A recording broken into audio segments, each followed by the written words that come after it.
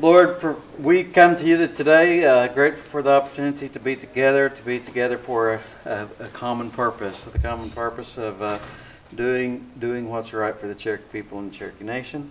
We ask for your guidance in all we do. We ask for you to give us clarity in our decision making, and we ask for you to give us open minds and lead us as we go forward. In your name, we pray. Amen. Amen. You roll call, Shelley? Yes, sir. David Walkenstead. Brian Warner. Bill England. Honey. Bruce Johnston. Here. Harley Bezer. Here. Joe Bird. 6. Sean Crittenden. Honey. 6. Mike Dobbins. Here. Frankie Target. Wanda Hatfield. Rex Jordan. Here. Dick Way. Here. Mike Shambaugh. Here. Mary Bakershaw. Honey. Theo Smith. Here. Janice Taylor. Here. Victoria West. We have a quorum. All right. Yeah, thank you, Shelley. All right. If you got a motion to approve the minutes of September 10th, 2018. Make a motion they be approved. Motion be approved. Second. Any discussion? Seeing none, all those in favor signify by saying aye. Aye. Opposed, motion carries. We're gonna. Well, Diane, you're up first anyway, so you come on up. I'm going to have to leave right after I get my report. That's what I heard. But somebody will be in here, either Deborah, Stephanie, or Brenda, if there's any other questions. Okay. Good afternoon. Good afternoon. Tomorrow is our 40-year anniversary of the Talking Leaves Job Corps Center. It's been 40 years, and I got to be here when they first arrived. There was a dark green bus that pulled up to South Lozier at NSU, and there was about 40-something kids that got off that bus from Arkansas. Then a white bus pulled up, and there's about 30 kids that got off from Texas to help us fill the center up. And we're celebrating our 40-year anniversary tomorrow, and we started Job Corps in 1978. And from there, it moved out to the Lodge of the Cherokees, and then from there, we built the very first Job Corps Center in the nation over there on our property. And so we lease it to the United States Department of Labor. But we're having a short program at 2 o'clock, and you're all invited to come over. We're going to have a big, huge cake. We want you to come over, take pictures. There'll be a lot of memorabilia there for you to see. A lot of kids are excited about it. We got them T-shirts. I think you may have gotten a T-shirt today. If you didn't, you'll get one tomorrow. I don't know where your T-shirts are if you don't have them, but they're kind of a turquoise with white. It's got a picture of the Job Corps Center on it. And we would encourage anybody to come over. We have a short program, and we're going to be recognizing a few people tomorrow. So I encourage you to come over.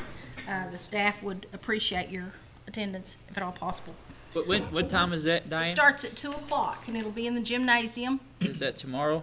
Yes, and I promise you, it won't last over an hour. We like to keep everything right to an hour if we can do that. We have been real busy. This has been a busy month. October is always a busy month. We had National Manufacturing Month. We had Disability Month, and let me see what else. We had another one. I can't remember what it was. But anyway, 4 years in a row, we have participated in the Manufacturing Month event at Rogers State there in the Mid-America Industrial Park. There has been a company, I won't mention their name because I know this is videoed. There is a company that every week they serve chili at their company, and of course they raise money, and so we go up there and we participate. So I got smart the second year because the chief said, "Diane, you know I don't like to lose, and I don't like to come in second." I said, "Well, Chief, I can't figure out what they're doing because they changed the rules." So anyway, we figured out the rules last year, didn't we, Janice? Yeah. So we outsmarted them this year. 5 years to do it. Not only did we win one trophy, we won 2 trophies, and I had to bring it and show it to you. But we had the best taste in chili, and we raised the most money. So I just wanted to show you this. Denise took one of the trophies, and she's going to present that to Sean Slate because he helped us out. The proceeds go to the United Way. But we have a staff meeting, and about 30 or so of my staff was up there at a staff meeting, and I said, "Oh, and by the way, you have to stop over at the chili cook-off and eat lunch." So they all came over and bought tickets, and we all show up in our colored shirts, and they're all counting how many show up. But anyway, we won 2 trophies this year. Were we also the judges? No, we weren't. I promise you. In fact, we thought thought we might win one, and then when they announced that we'd won both of them, you should have seen the look on her face like, oh, well, rightly deserved. It took us 5 years to get them. Did the absentee ballots pull us over? The absentee tickets did. But anyway, I just wanted to share that with you. We had a good time, and it was for a good cause.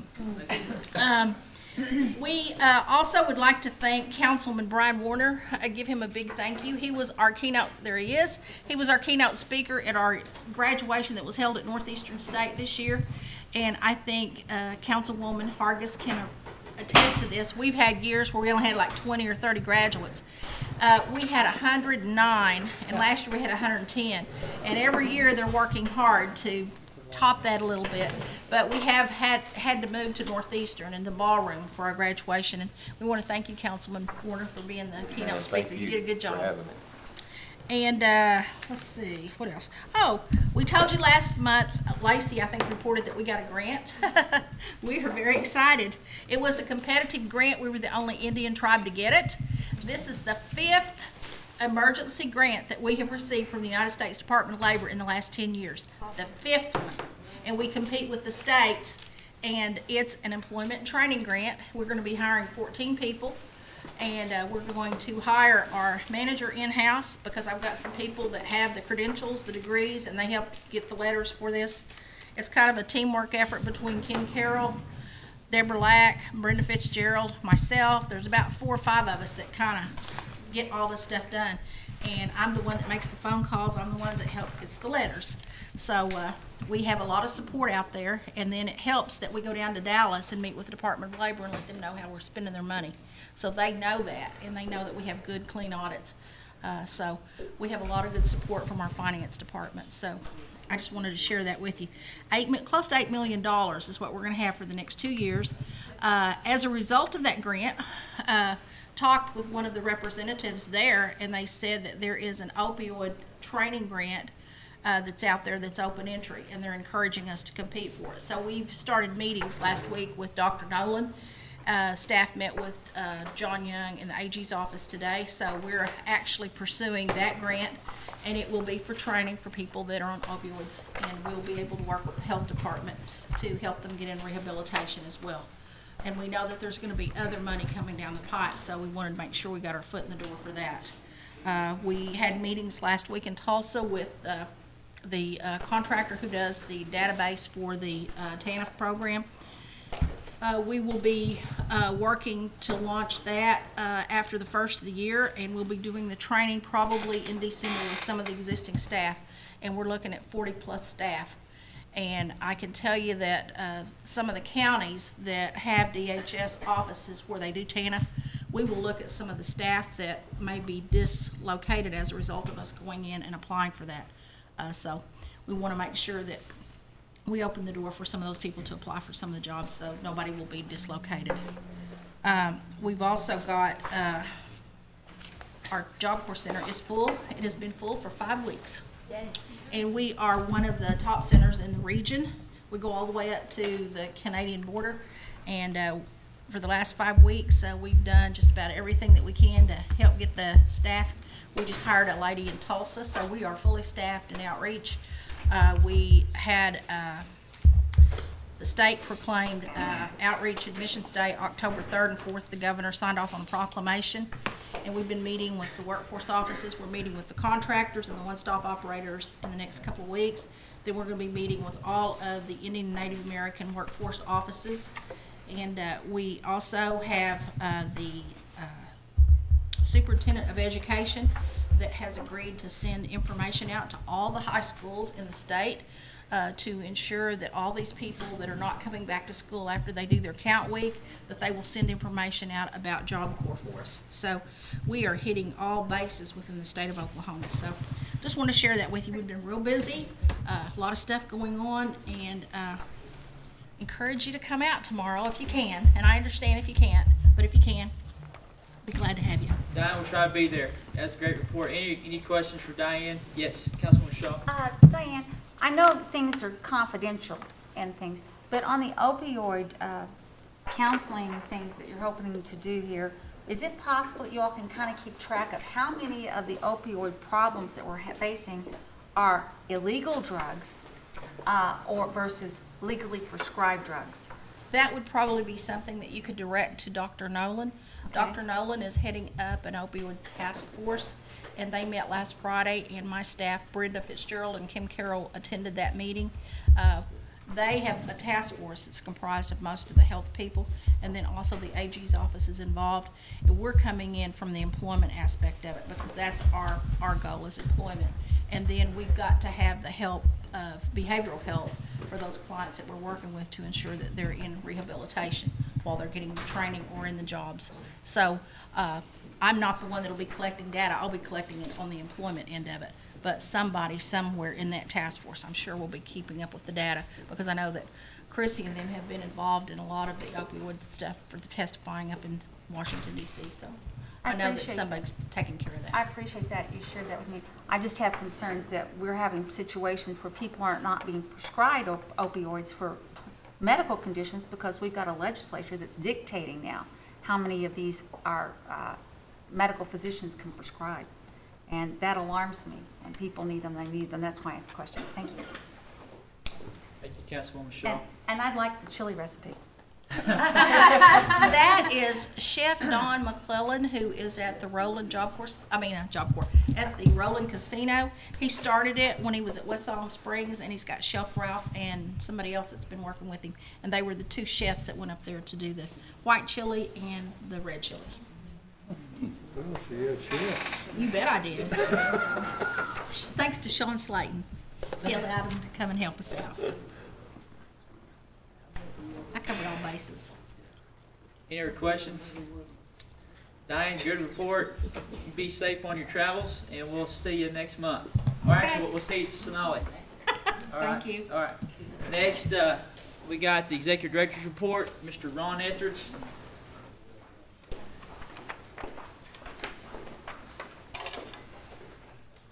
Good afternoon. You have a report. I'm going to hit on 2 or 3 things regarding the report, and then ask if you have any questions. One, on the front page of the report, we've employed 2 new advisor position personnel, and one is Monica Flynn, which is on the report, and the other just recently hired is Laney Ford. So this completes that group, and it couldn't have come at a better time because here in the very near future we'll be back to processing scholarships again and going through the paperwork. The College and Career Fair mistake on that report showing that the one in Tahlequah is the 28th.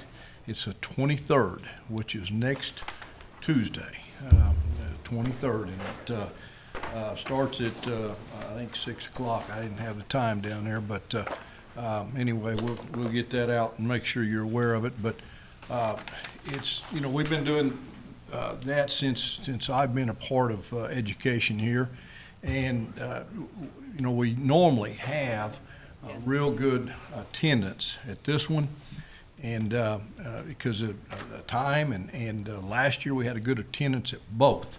The second one will be at Veneta on November the 8th.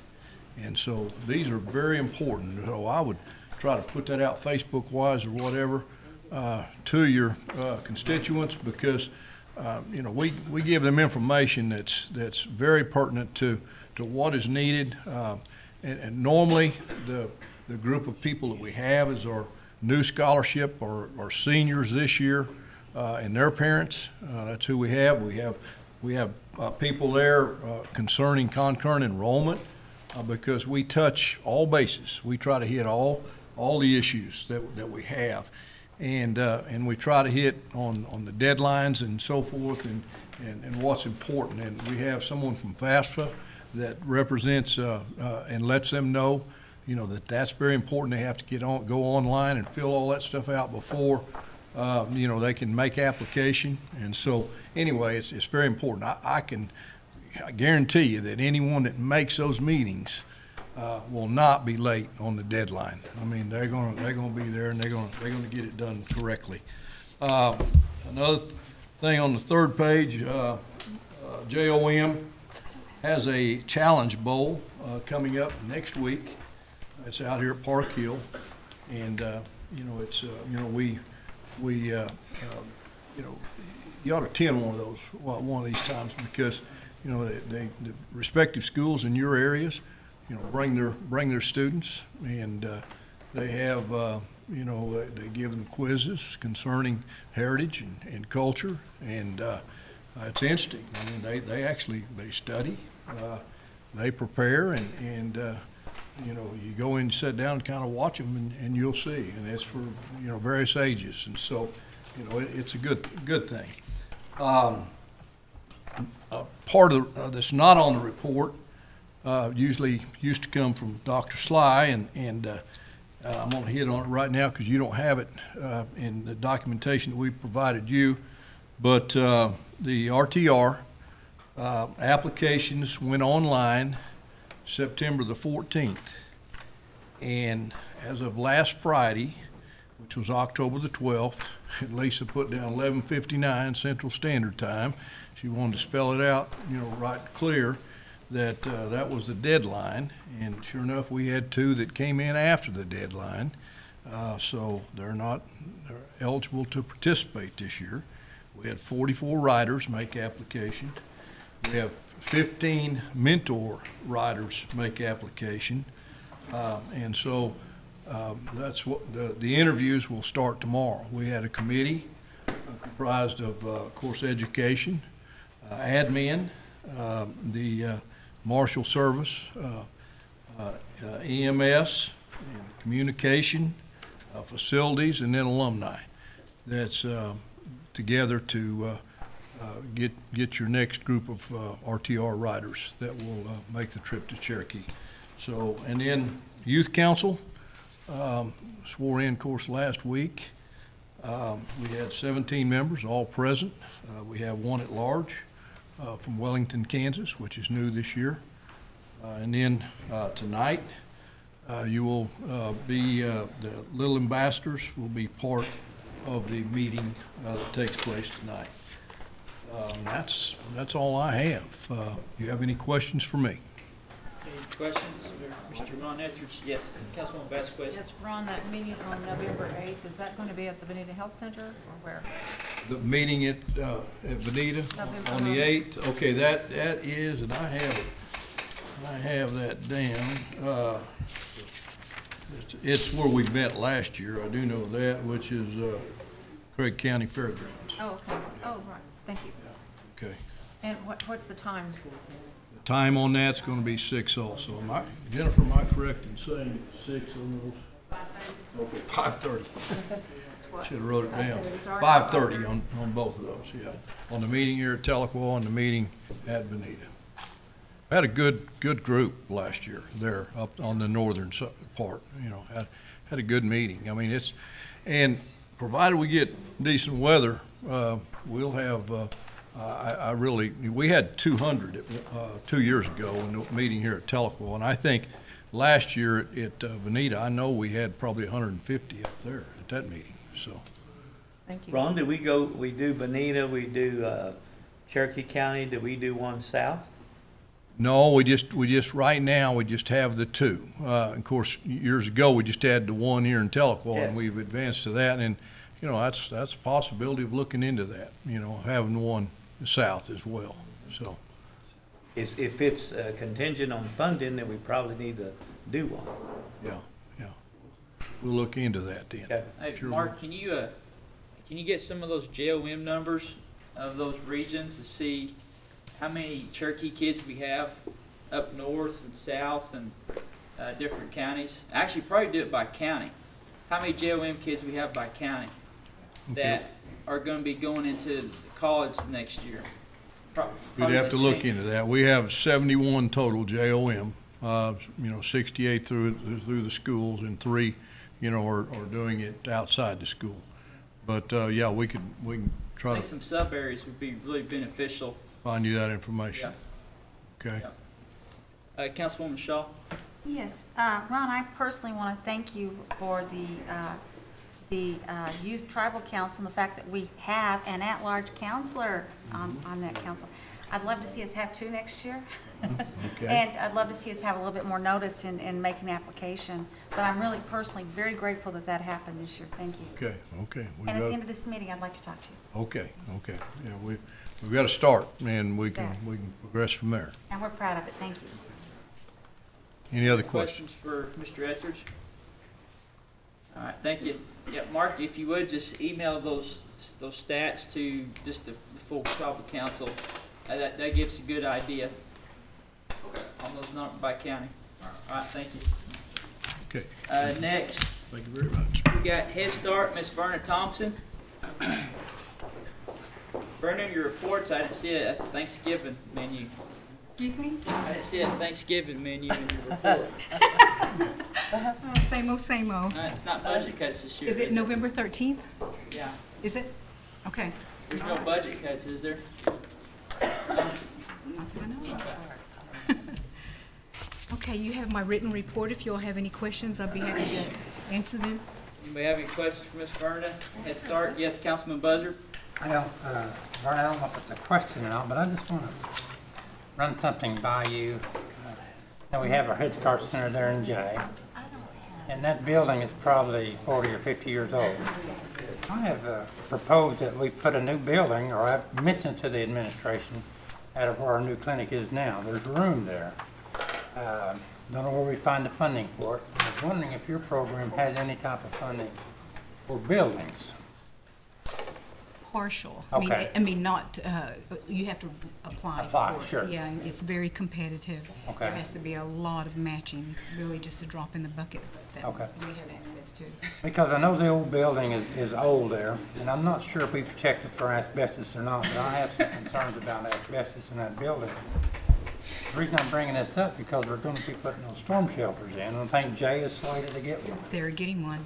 And, of course, I know we probably can't act that fast, but anyway, I just want to bring that to your attention, because what's happening, those people in that building, they've told me they feel isolated from anybody. They have that housing there, and there's a lot of people walking up and down the streets, and safety is part of my concerns too. But I think they would feel more safe, and I think it would be more advantageous to the Cherokee Nation if we had that Head Start Center up there near the clinic. So anyway, if you don't mind checking to see what needs to be done as far as matching grants, and I'll get with the administration and see if we can't get some type of building up there. I sure will have a report next month. Can you throw the Children's Village in it too, because they're about the same age in the infrastructure. Sure.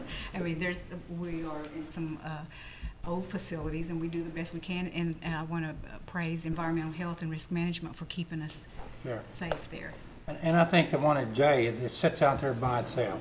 Up here, you have people all around you, but Yeah. up there, those people are just sitting out there, the lone ducks sitting there Yeah, thank waiting you. for something to happen, I'm afraid. So anyway, I just want to plant that seed into mind. Thank you. I have a couple of things I want to report. Actually, to thank Councilman Jordan and Warner for being interviewed during our review process. These gentlemen were selected because of their education background, but Councilman Jordan, I can attest, he was, when I was in the classroom, he and his wife were one of my best parent volunteers, so they were the best folks to come and be interviewed, and the review team were really impressed with their responses and their familiarity with the program. So thank you all. And in addition to that, this is our last month of our fiscal year. We operate on a month longer than the tribal fiscal year, so we're busy about trying to do last minute things this month. And Councilman Buzzard mentioned the safe rooms. They are going up as we speak at Redbird and Cherry Tree. So they'll be the first ones to be completed. Then they'll move on to Nowata, to that site. We do have a cook now after months and months without. And I wanted to say, Councilman Walking Stick, we got our grant funded for cameras in the classroom. Did you really? Yes, I know that's been a passion project of yours, so That's awesome. it's going to happen, as Good well deal. as playgrounds and some roof repair projects. So we're very proud of that grant. Any questions? Any other questions for Ms. Verna? And November 13th. Number 13, be there, be a square, and don't There. be a square. All right? There will be hungry. Okay, there you go. Have a good report, Vernon. Next, we got Superintendent Leroy Qualls, Sequoia High School. Leroy, when's your Thanksgiving dinner? Why hasn't David been invited? Yeah, just foggy with that. It's good to see everyone. I think it's on the 16th, but if that's a Friday before Thanksgiving, Everybody write that down. starting at 11. We lost a very good employee by retirement. David Stand left us this month after 21 years of service, all of those being in the dorm. He's a certified teacher, certified counselor. He touched a lot of lives of young people, young men in the dorms, and we'll miss him. And I would have been disappointed myself if I hadn't mentioned that to you. We had a BIE audit earlier this month. Everything went great. It's more or less an operational audit. It wasn't a financial audit, except for making sure the spending is correct. Our dorm count at this point is 94. We had PSAT testing last week, and we do host several ACTs during the school year. Currently we've got 66 students that are concurrent enrollment, and 53 of those are Cherokee. Also be hosting a ACT prep class December the 1st, and that'll be for all the county high schools in Cherokee County. I guess I'd be also disappointed if I didn't mention we won the state softball championship. And it was a great game. Of course, all of them are great when you win, but our kids been very competitive for years and hadn't got there over the years, and wound up winning 11-1 in 6 innings in the finals. They finished with a 40-4 record. We hosted a chess tournament last week. We had 100 entrants. The reason I mention that is last year we had 40, so it's grown quite a bit. That's pretty neat. Going from Woodall out here, grade school kids, all the way out to Enid and Oklahoma City area schools attending. Our cross-country boys and girls I mentioned are ranked #1 in OSSAA rankings. They won the regionals last Saturday in Henrietta. And looking at the finishes, it was remarkable. We didn't win either race, but we had 2nd, 3rd, and 4th place finishes in both boys and girls, and I'm thinking around 5 in each division in the top 10. Our band received a superior rating in the OSSAA regionals in McAllister last week, and the state band meet will be in Lawton. Academic team is getting ready to kick off. I looked at some of their stuff today, and they'll be going here and there to compete. Drama did well in one-act play. They were regional runner-up in OSSAA regional, and they'll be going to, they made the state competition. This month, Bullying Prevention Month, and most of you know, Domestic Abuse Awareness Month, and Red Ribbon Week, and saying no to drugs. We've got several activities that'll be going on next week and the last week of October. And our immersion school has parent-teacher conference tomorrow night from 4 to 7, and they also have it Wednesday morning. And that's pretty much my report, unless you have questions that you would like to answer, or question me about, I'm sorry. Any questions for Mr. Qualls? How many did we say we had in a dorm? 90 what? 94. That was compared to what we had last year. Finished with 59. Last year? Yes. Wow. So that on funding, would you let us know what the difference is when you have that many difference there? Of course, it's so much per kid, Yeah. and at-risk kids, you get a little bit more money. On the second hand, we buy all the hygiene and things to support them and the food and stuff, so I don't know how much we gain. I know that we gain some, but I'd have to have a breakdown to see exactly how much we would gain. Well, commend your staff for the increase in enrollment there. That's a good thing. Thank you. They've Yep. worked hard at it. They've really done a good job keeping the dorms. We lost a good one in Mr. Stan. Do we have a replacement? Are you looking for one? His feet's probably bigger than mine. His shoes will be hard to fill, and I'm hoping we'll get somebody that'll do a good job for our kids. Those ISEP dollars, do you forecast those to increase or decrease? Well, it's hard for me to forecast. All I hear is rumors from upstream, meaning Minneapolis office, which probably comes from the DC office. But this year, you know, we pretty much stayed flat. Next October, they're saying 12 to 20% possibility of being cut. Really? And to be honest with you, those rumors come out almost every year. It's just a matter of seeing if it happens or not. We haven't got an injection of an increase, that's for sure, last few years.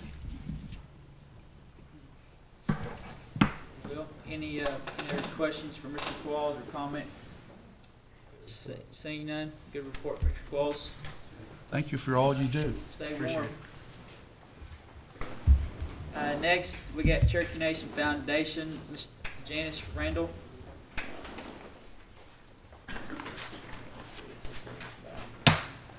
Good afternoon. Hello. As you can see in the report, we had our 2 camps this summer, and we had both of them for the first time on the campus at Northeastern. And we tried to divide it up where you could see where the students were from, and the ACT is the college entrance exam. And at the bottom, we put how many students improved their grades, and you can see down here that 3 of them went from 6 to 10 points in English, and over here, we had 3 that raised at 5 to 6 points in math, and then in reading, 3 of them raised at 12 points. So, and that's a awesome result. And the July camp was the college prep, where we have down here at the bottom, you can see all the participating colleges and we have more and more colleges calling, wanting to come to our camp. We had Duke, University of California, we have Penn, we have all the Oklahoma State colleges, and Notre Dame, Yale, Swarthmore, and they were just as excited, those admissions officers, about coming to Tahlequah, because they've been doing our camps for a lot of years, and we've done them in different places. But they've really, we did a lot of history of the Cherokee Nation. We took them to the village, and we showed them the complex, and they were really interested in, they want to come back and do it another year here in Tahlequah. But we did have 35 students that went through that program. And our junior achievement, this is the BizTown calendar, and all of your schools get invited to sign up for BizTown, and it's first come, first served. And they just have so many days in a calendar year, and so you can see which of your schools are participating and how many students they are taking. And then the last page, our scholarships open November 1st. We have 2 full sides of scholarships now. We've raised quite a bit with our endowment and matching funds. And so we're in good shape there.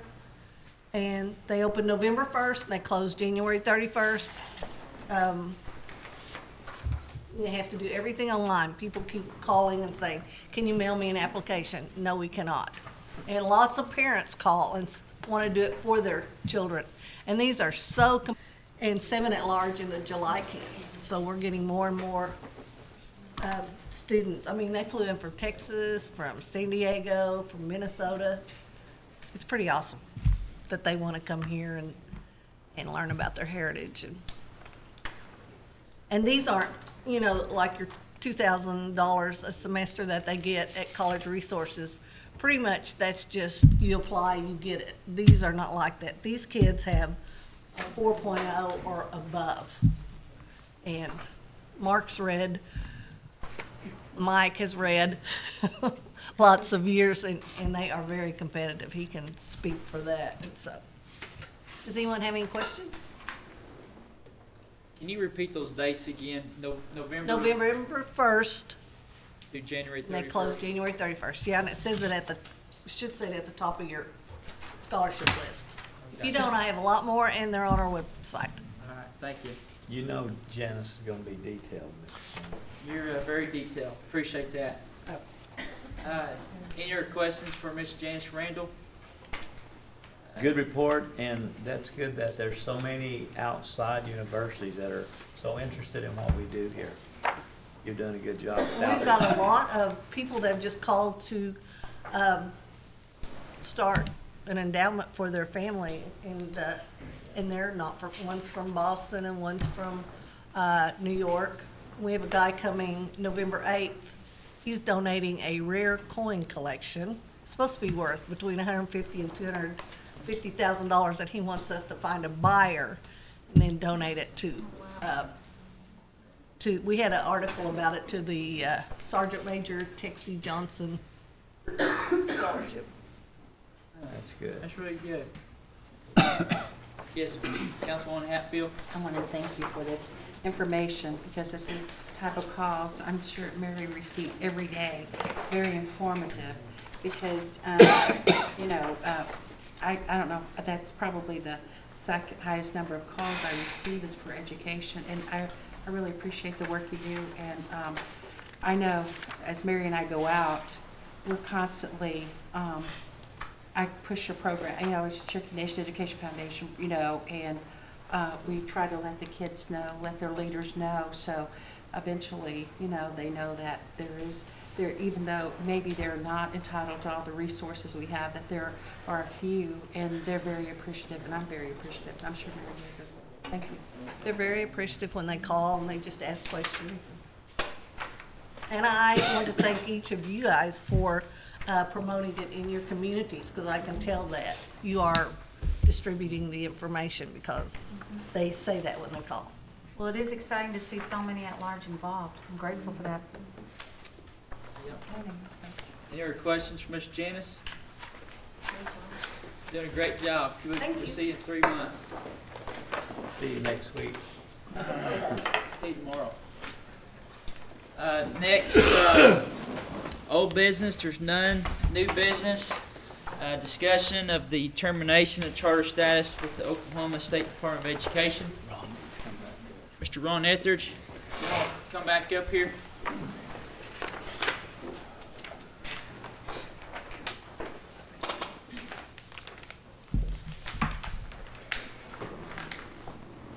Can you kind of brief us on what's taking place with the immersion school board and the transition process, and kind of just brief us on everything? Okay, on 9/21, the immersion board met and authorized the president to negotiate and execute the discontinuation of the charter school agreement. No time frame was set on it, but he was authorized to discontinue the agreement with the charter school. And what's happened is based on OCAS funding, which is state funding, we're not being paid no longer. And the benefit for being a charter was for them to pay a portion of it.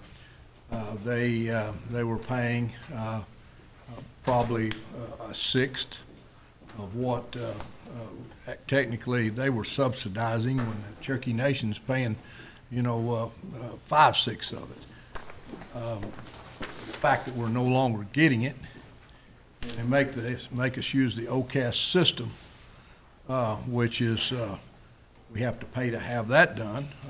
an outside entity help us do that.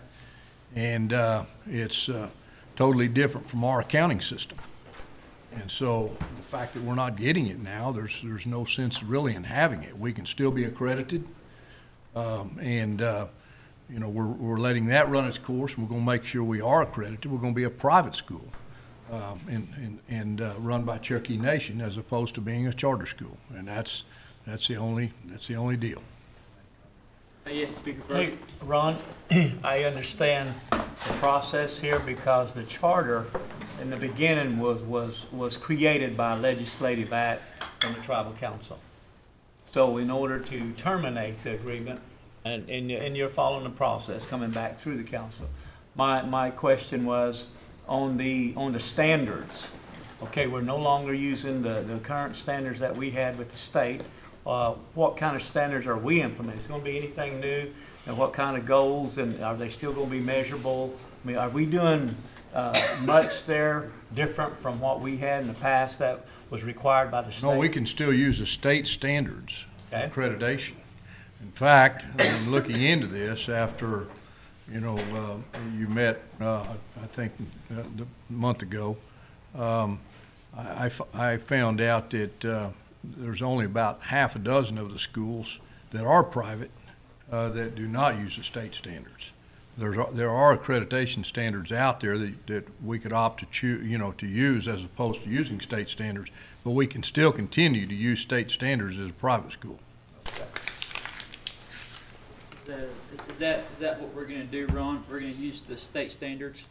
Yes, I mean, that's, I mean, now I say yes, I answer to people as well. So if my superiors feel that there are standards that are better than the state standards and opt to go a different direction, then they'll let me know that. Okay.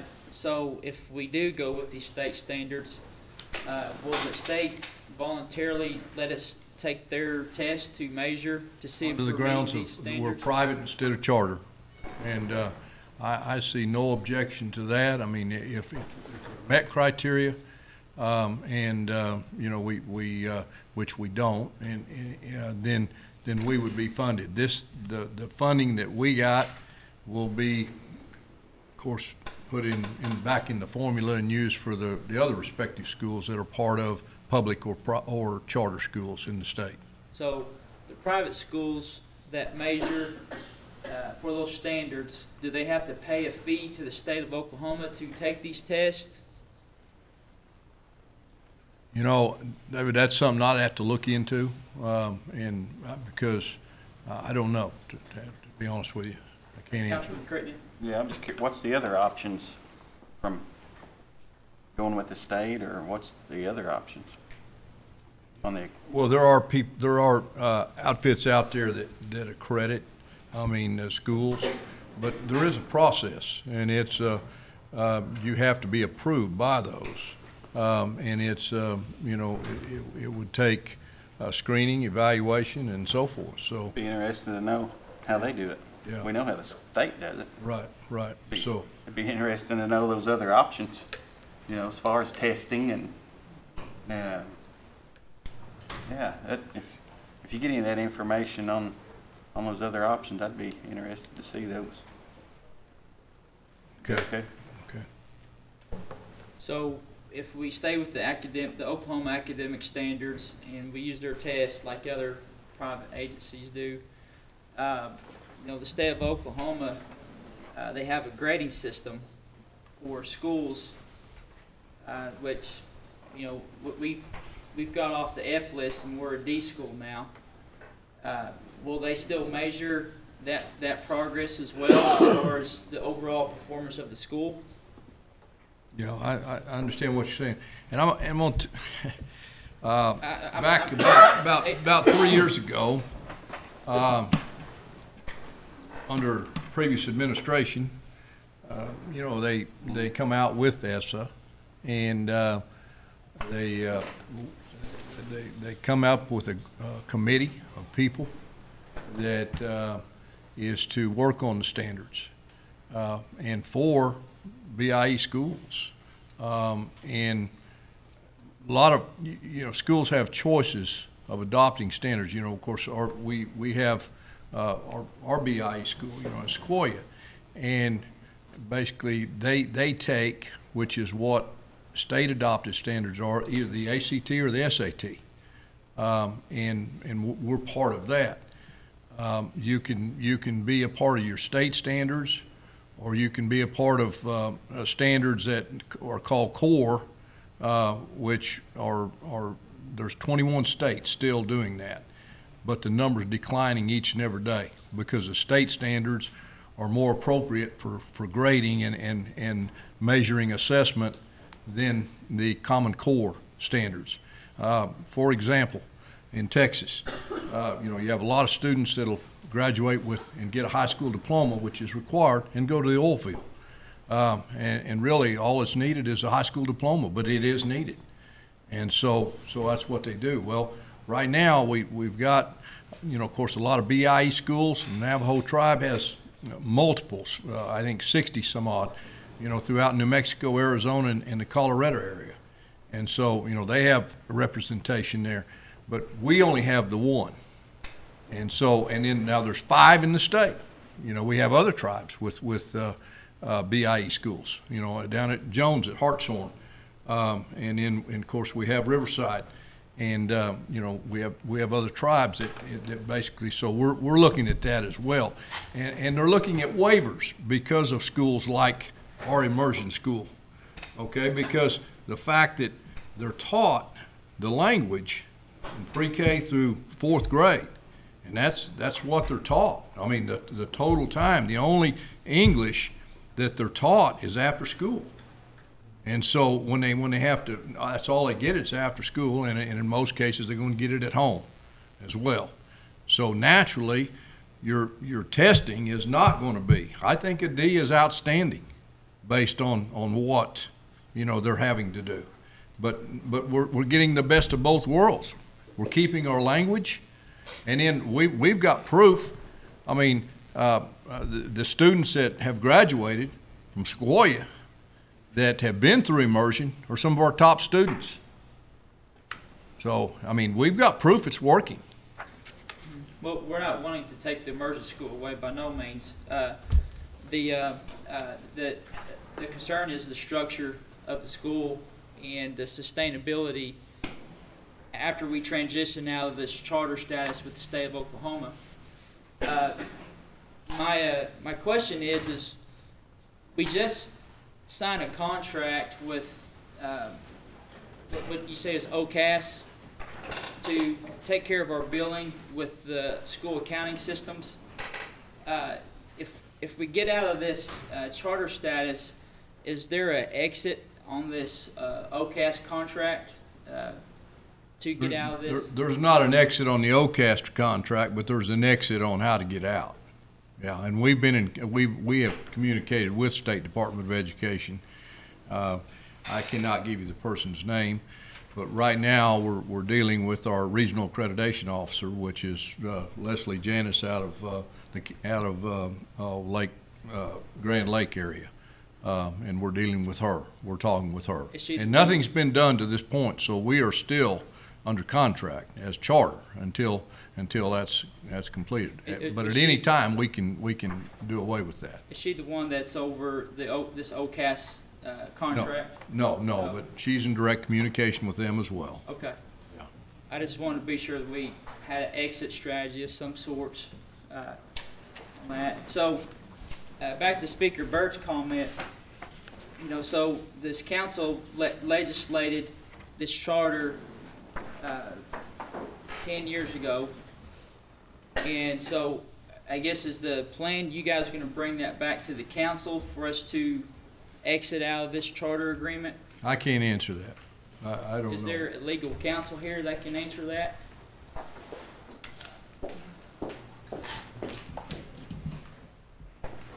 In the contract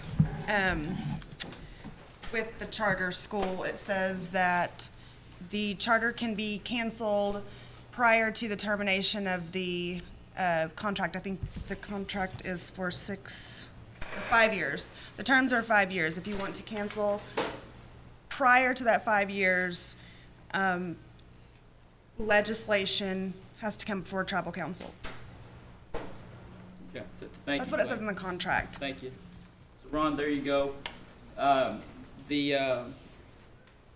would advise the immersion board, after they make their decision, to bring their legislation up before this or probably be in the rules committee for that termination. Have they already made their determination? Did they recommend, since we're not receiving any funds, correct?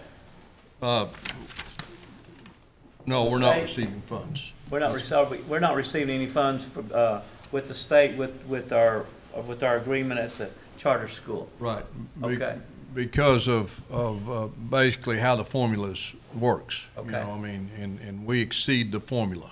I mean, so, I mean, and, you know, we have, and I couldn't recommend it be done any different because we have teacher assistants that are assisting our students, and so our student per teacher quota exceeds is what it amounts to. But there's a need for those people because they know the language. Well, then we need something in writing then to be drafted up and presented to us so we can legislatively get out of our agreement like we got in. Do you agree? Well, I will have to, and of course, answer to admin, and I also have to go through Attorney General's office to see that. He's getting ready to come forward. Okay.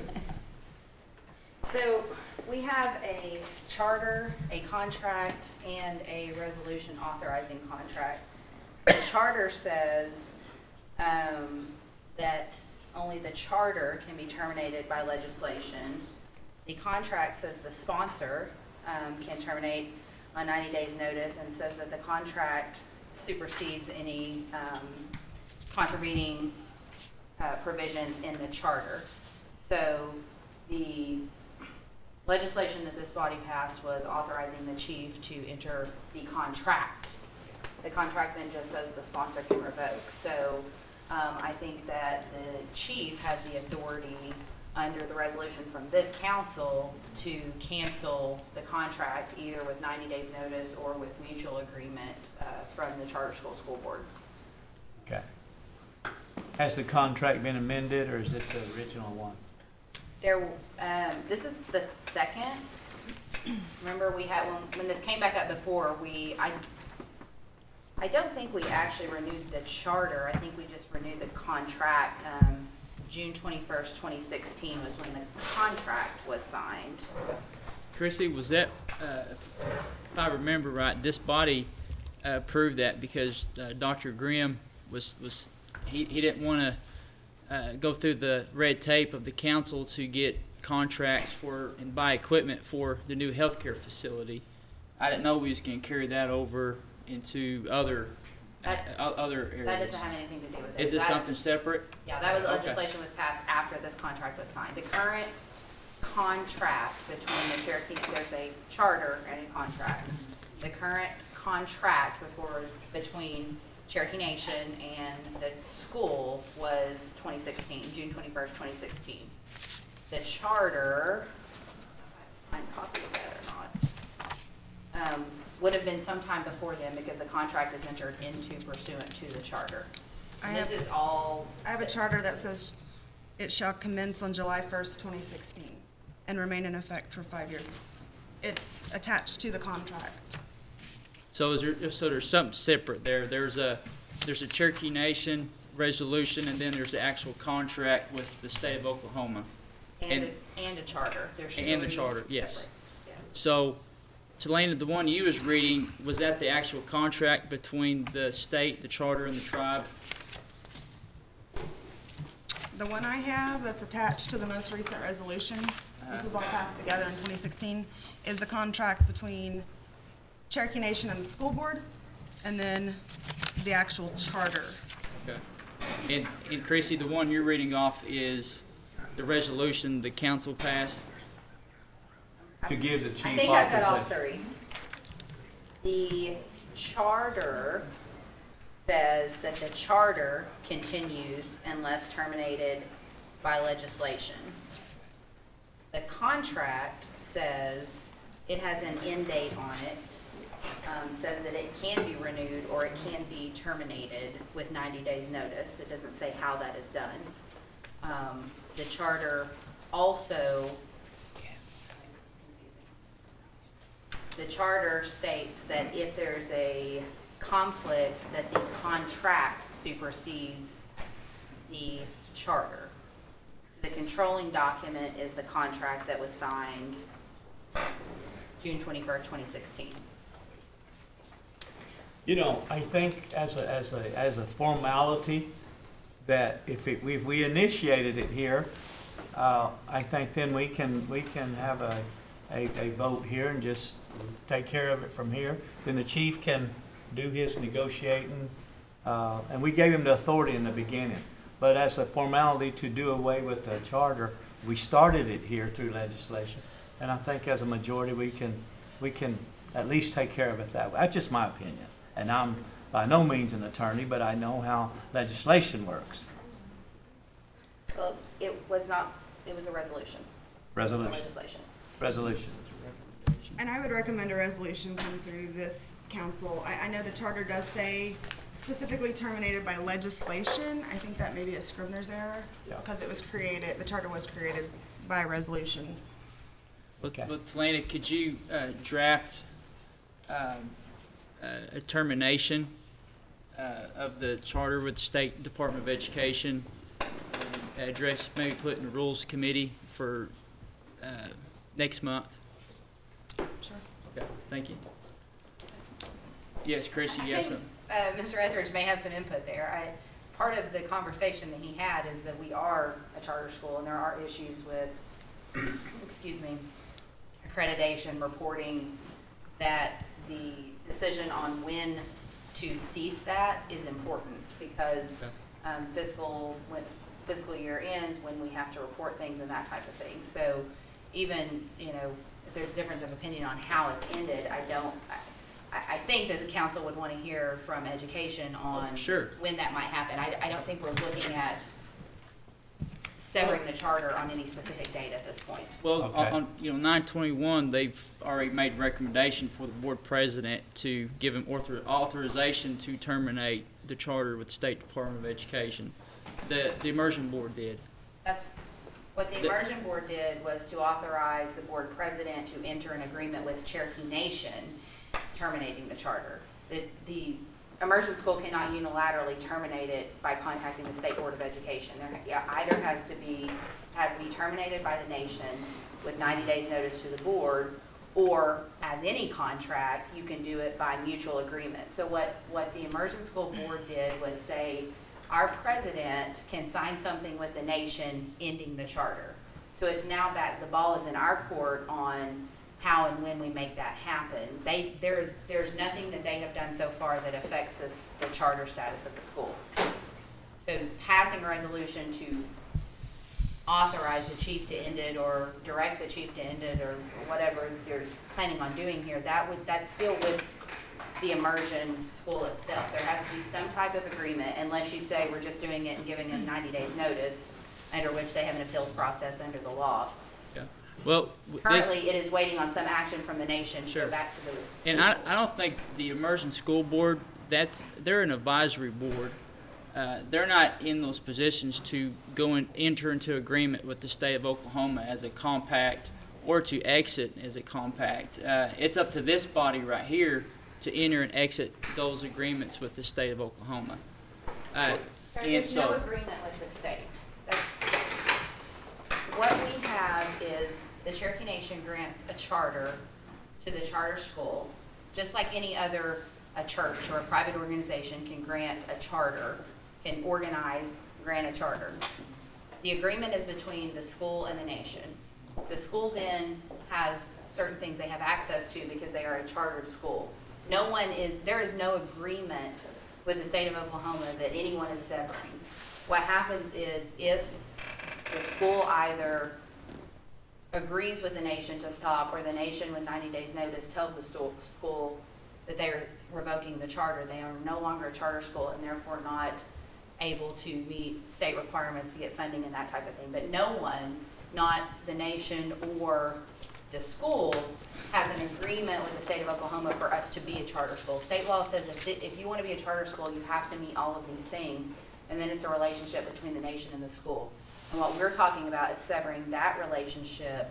The school's still functioning as a private school, but then not being subject to those state laws. So they did not authorize the school to void a contract or get out of a contract with the state. That's not how this is. I tell you what we'll do.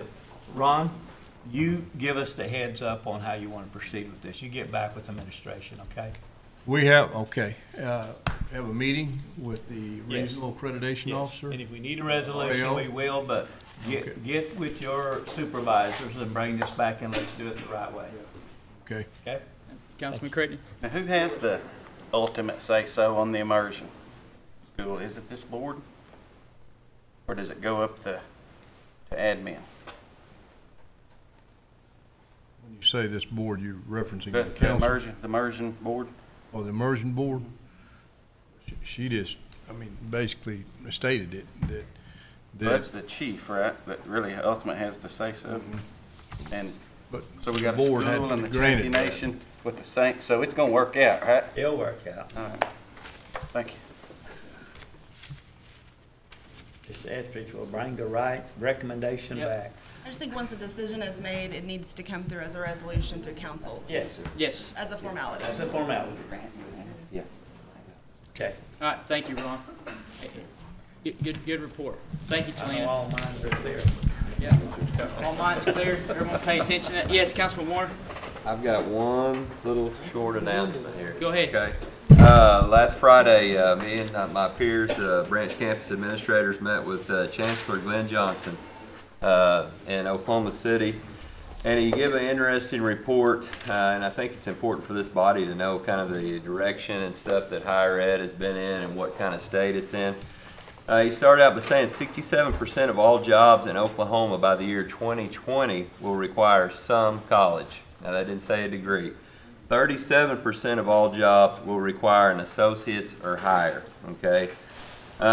He also stated that 87.3% of bachelor degrees, people that get bachelor degrees, remain in state. So those are good numbers when you're looking at what higher ed's doing. Now, on the other side of this, follow with me here. 2001, higher ed received $814 million in state aid funding, okay?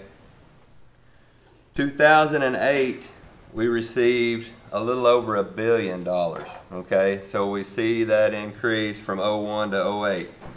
2019, where we're at right now, $776 million, okay? Now, so you're looking at over 18 years, so we have 40 million less than we had 18 years ago, all right? If you look at 08 to 2019, that figure, we are at, in the last decade, we have taken a 26% cut. That's $270 million in cuts, okay? I will say one thing that the state legislator did that helped us here and helps our high school kids is that they, instead of funding concurrent, so they waived tuition for concurrent for seniors. They used to for juniors. The state no longer does that. They just do seniors. Then when they waived tuition, they were repaying the colleges back at a rate of around 26 cents on the dollar, okay? Legislators came back and we're back at a 77 cents on the dollar. So that's good, all right? So that's good for that concurrent education. I mean, that's one of the things that they've done good, but we're still at a deficit of $270 million. And I mean, if you're looking at, in the year 2020, 67% of all jobs in Oklahoma will require some college. I mean, those are huge numbers. I'd also like to say that you talk about college debt.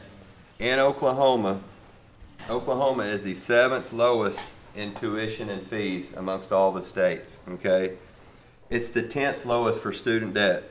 51% of students that graduate college in Oklahoma leave with no student debt.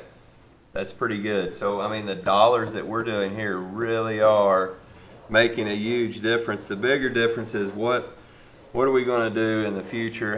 What are we going to do to talk to our legislators? How are we going to get this? Because we talked to, there's different dates. One of the really important dates, November 8th, they start looking at the budget for fiscal year 19. And November 15th, their fall legislative session. Somewhere in there, they've got either a colonel or a general, I can't remember, from Tinker. And he goes out and he's looking for jobs. He's got all these engineering jobs. He said, I can take all the kids that are in engineering schools throughout that are enrolled, and I can't fill all the jobs that I need, okay? So we have that big deficit. So it's the job, it's the workforce. What are we looking for? So, you know, you always see that in the state legislature, there's this kind of overcast, and I never discredit a career tech because I'm right down the road from one. We work hand in hand together. But there's looming deal that you don't need a college education to make a living in Oklahoma. I mean, you know, and you see these billionaires out there that didn't go to college. That's like finding a needle in a haystack, folks. So, I mean, we need to push those kids and keep doing the job that we're doing on this board, our $12 to $14 million that we allocate every year for college education, our concurrent, the things that we do there. 83% of the kids that take concurrent classes while in high school go on to school, okay? Now, the retention rates, that just depends on the differing schools. I can tell you, you say, well, since we're cut $270 million in the last decade, what are they doing to tuition? Well, obviously, the colleges are going to raise tuition and fees. I can tell you, though, the average overall, all the schools in Oklahoma, last year there was only a 4% raise in tuition. All right, so that's pretty darn good when you're looking at the picture. And you know, this does affect OU and OSU. Those are the ones that say, man, they got these programs. But when you start looking at your schools, the ones that are around here like Connors, Carl Albert State College, Rogers State, you know, all these different ones, especially your two-year schools where I'm at, that cut, I mean, it's past the bone, it's into the marrow, okay? So thank you guys for doing what you do. Thank the education department for what they do. You know, and anytime that I can get, you know, a lot of folks know Glenn Johnson, you know, former Speaker of the House. You know, he's been on college campuses. He ran a college. I mean, he's a good advocate for higher ed, and I think we just need to keep doing what we do here at the Cherokee Nation because it's important when we're looking 7 generations down the road. Thank you. Councilman, those are good words. And my thing is sustaining those $16 to $20 million down the road for the future of our Cherokee kids. Yep. Like, how's that going to look? Right. So anyways, well, yeah, motion to adjourn. We went way over the schedule.